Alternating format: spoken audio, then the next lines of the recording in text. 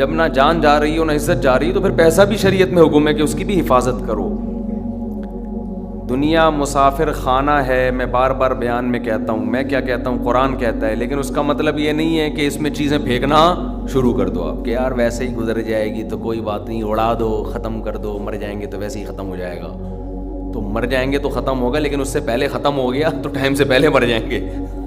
سمجھ رہے ہیں؟ اعتدال ہے نا اسلام میں, نہ ان چیزوں سے دل لگاؤ. سورہ بنی اسرائیل کی کیسی بہترین آیت ہے. آج میں سفر سے آیا ہوں تو میری سیٹنگ بھی تھوڑی سی آؤٹ ہے کیونکہ میں سویا نہیں ہوں پوری رات. تو قرآن کے الفاظ دیکھیں, لا تجعل یدک مغلولۃ الی عنقک, نہ تو اتنے کنجوس بن جاؤ کہ اپنے ہاتھوں کو گردن سے باندھ لو, ولا تبسطها کل البسط, اور نہ اپنے دونوں ہاتھوں کو ایسے پھیلا کے اڑانا شروع کر دو. وابتغ بین ذلک سبیلا, ان دونوں کے درمیان اعتدال والا راستہ اختیار کرو. اچھا, ہر آدمی کہتا ہے میں اعتدال سے چل رہا ہوں, کہ نہ میں اتنا ایسے اڑا رہا ہوں اور نہ میں کنجوس ہوں, کیونکہ میں نے اس دن میری گاڑی کا شیشہ ایک بندے نے صاف کیا تھا, میں نے اس کو 10 روپے دیے تھے, میں تو بالکل بھی کنجوس نہیں ہوں. اس دن چمونی آپا آئی تھیں ہمارے محلے میں, میری والدہ کی بڑی اچھی دوست ہیں, تو میں نے ان کو چائے پلائی تھی. میں تو ہاتھ, میں نے یہاں, میری مسز نے کہا تھا کہ 2 سموسے لے آؤ, میں لے آیا تھا. اگر میں کنجوس ہوتا تو میں کہتا نہیں, نان نفقے کے علاوہ کچھ بھی گھر میں نہیں آئے گا. تو آپ میں اعتدال ہے یا نہیں, یہ فیصلہ خود نہ کرو میرے بھائی. یہ کبھی کچھ دن سخی لوگوں کے ساتھ گزارو تو آپ, ہم سب کو پتہ چلے گا کہ ہم سب کیا ہیں, کنجوس ہیں. سمجھ رہے ہو, ہم سب کنجوس ہیں. کچھ دن سخی لوگوں میں اٹھو بیٹھو. اسلام چاہتا کیا ہے؟ جو اسلام چاہتا ہے وہ تو میں پوری بات کہوں گا تو شاید جمعہ پڑھنا چھوڑ دیں آپ لوگ. اسلام کہتے ہیں مسافر خانہ سمجھو اس کو, اتنا نہ اڑاؤ کہ کل مانگنے کی ضرورت پیش آ جائے, بس اس سے کم خرچ کرو, ٹھیک ہے نا. یہ رکھنے کی چیز نہیں ہے.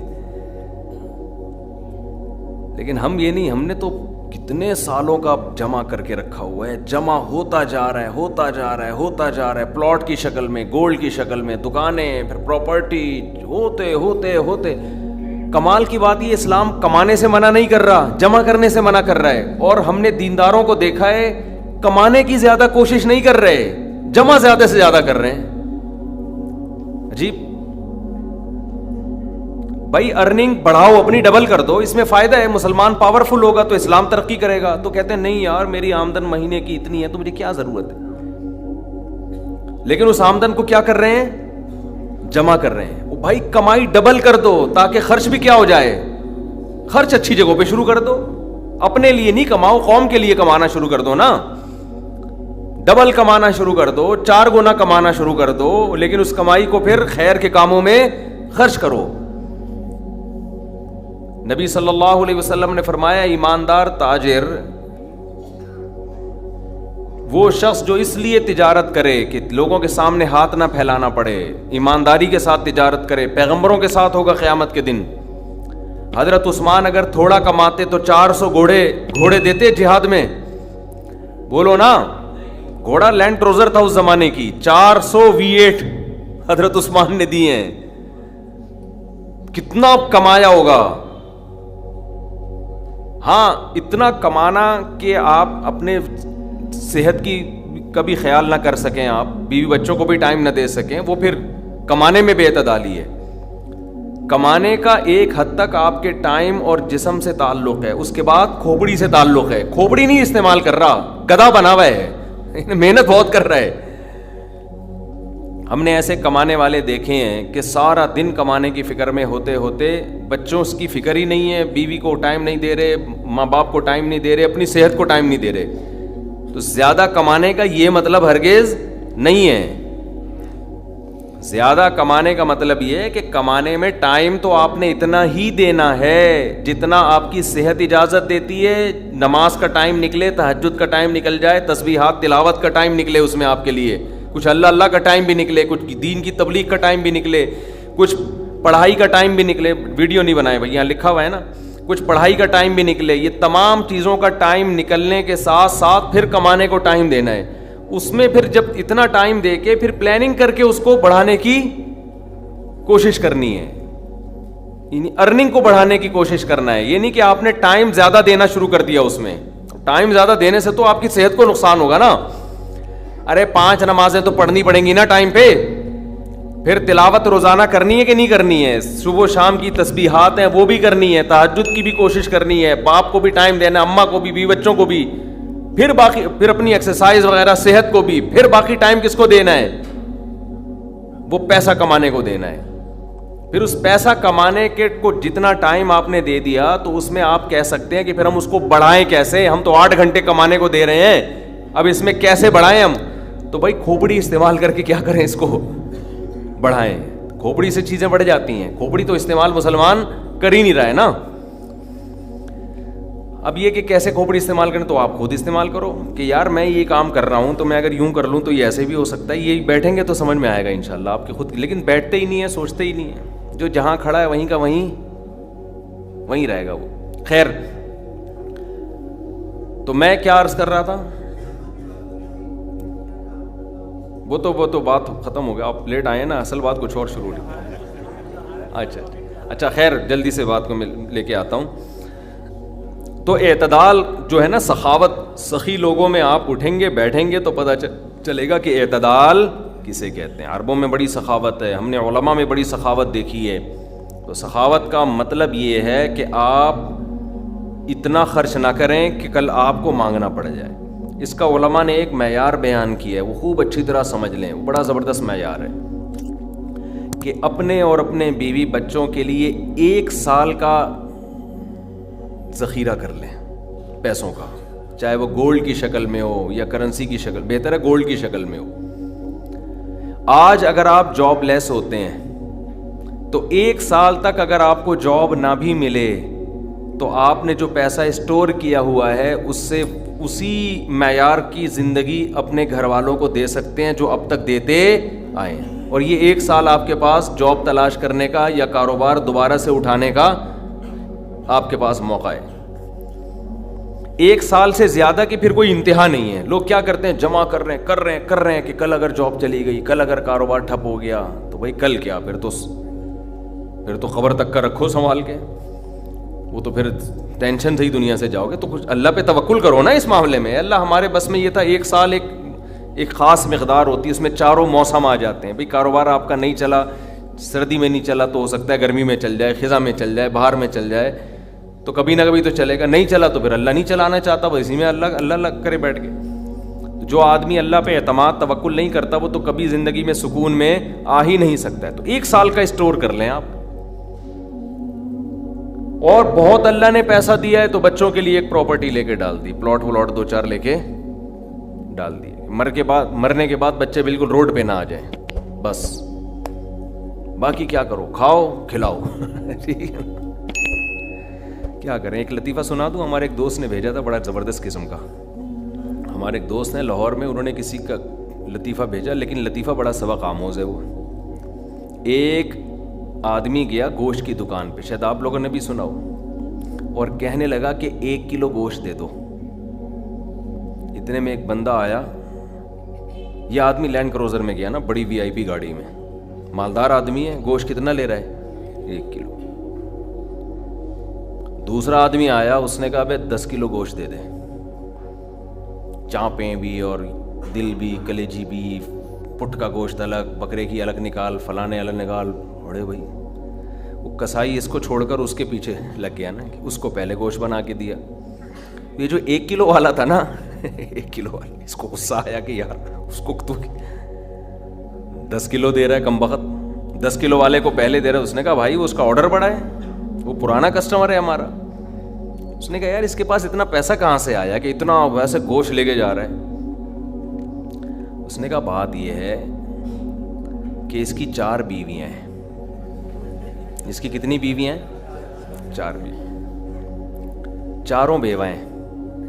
اور یہ 4 بیویاں کسی مالدار آدمی کی بیویاں تھیں جو ان کے لیے بہت پیسہ چھوڑ کے گئے اپنی بیویوں کے لیے. اس مالدار نے کھایا کم اور بچایا بولو زیادہ. اب بچانے میں زندگی گزر گئی اس کی، تو ظاہر ہے کھانا نصیب نہیں ہوا، مر گیا. وہ مر گیا جب میں نے اس اسٹائل سے کہا نا تو مجھے وہی یاد آ گیا لڈن جعفری، اللہ مر گئے پھر دوبارہ زندہ ہو گیا، کچھ اسٹائل اچھا تھا. تو بچایا نہیں اور بچا کے مر گیا.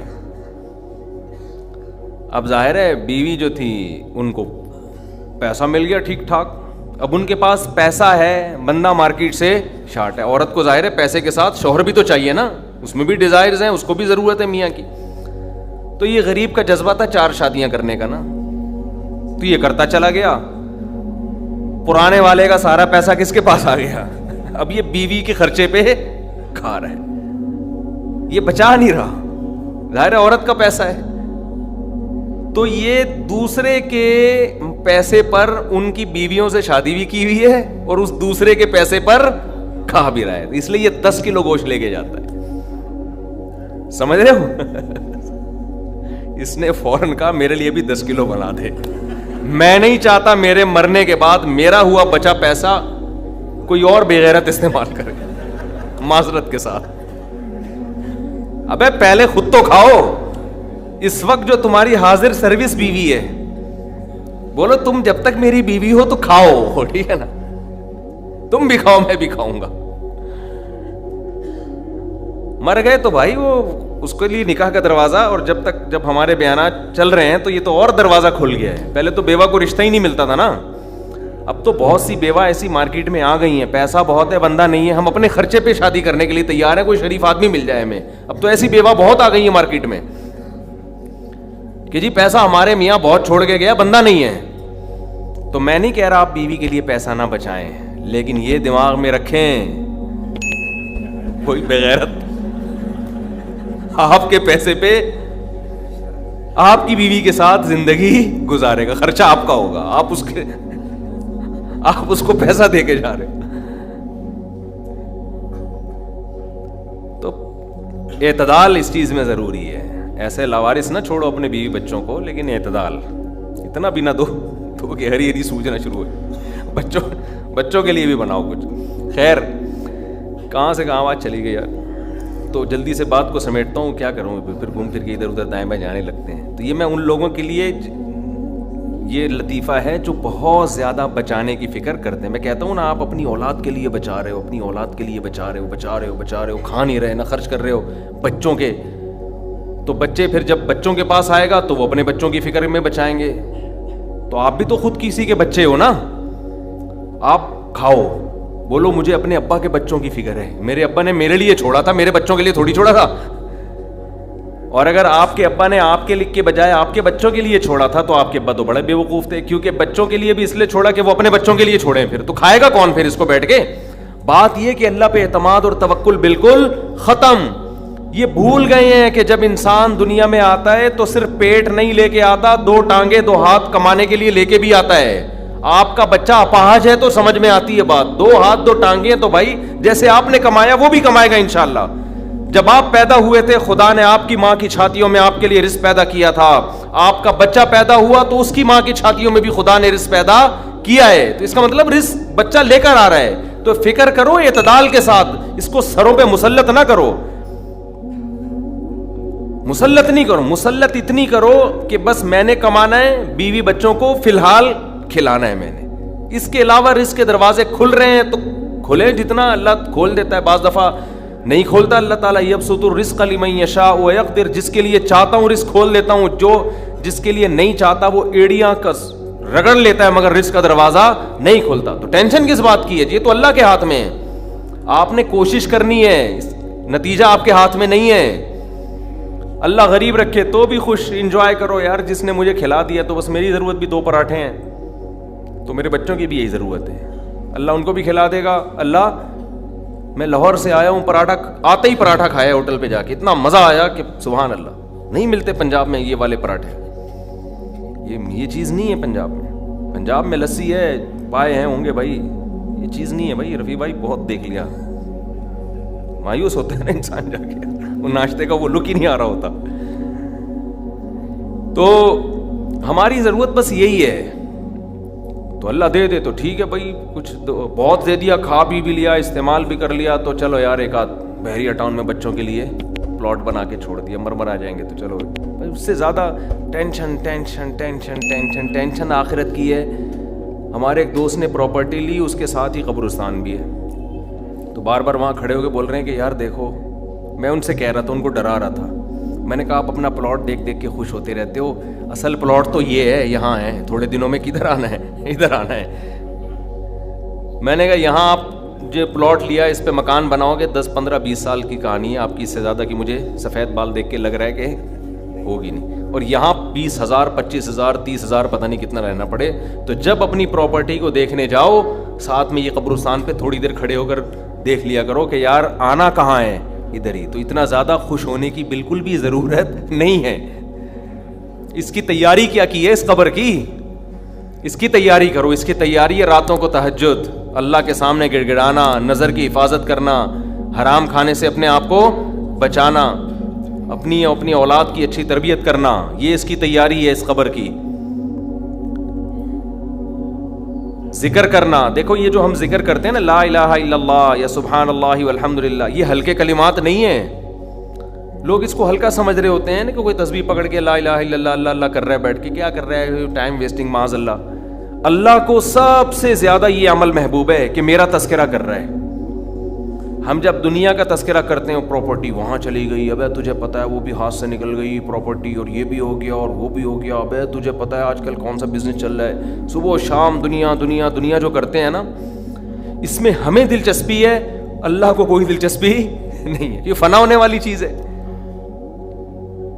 اور اگر ہم زبان سے لا الہ الا اللہ اللہ اکبر شروع کر دیں تو اس میں ہمیں دلچسپی نہیں ہے, لیکن اللہ کو اس میں بہت دلچسپی ہے. نبی صلی اللہ علیہ وسلم نے فرمایا اللہ کے ذکر کے علاوہ سب کچھ اس دنیا میں باطل ہے, سب کچھ باطل ہے. دنیا کا تذکرہ بھی اللہ کے لیے ہو تو اچھا ہے. آپ پراپرٹی بھی لے رہے ہیں تو یار اللہ کے لیے لے رہا ہوں میں, کہ اللہ کا حکم ہے کہ سب اڑاؤ نہیں, کچھ اگر اللہ نے وسائل دیے تو کچھ بچا لو اولاد کے لیے, تو اللہ کا حکم ہے تو یہ ذکر بن جائے گا. لیکن ہمارے ایسا نہیں ہے ہمارا مزاج. ہم تو دنیا کے چسکے لے لے کے تذکرے کرتے ہیں ہر وقت. تو یہ اس کی اگر ہم معمول بنا لیں نا, تسبیح ہاتھ میں رکھیں, میں نے دیکھا اس کا بڑا اثر پڑتا ہے. لاشعوری طور پر انسان کی زبان چلنا شروع ہوتی ہے, لاشعوری طور پر. تو عادت ڈالیں اللہ کا نام لینے کی, اس سے دماغ ہٹے گا. یہ جو گند میں دنیا کے گٹر جو ہمارے حضرت فرمایا کرتے تھے, دنیا کی محبت کے دلوں میں گٹر ابل رہے ہیں, تو سکون کہاں سے ہوگا؟ سکون خوشبو میں ہوتا ہے, گٹر کی بدبو میں تھوڑی ہوتا ہے. یہ دنیا کی محبت میں بھی اسمیل ہے, ایک بدبو ہے.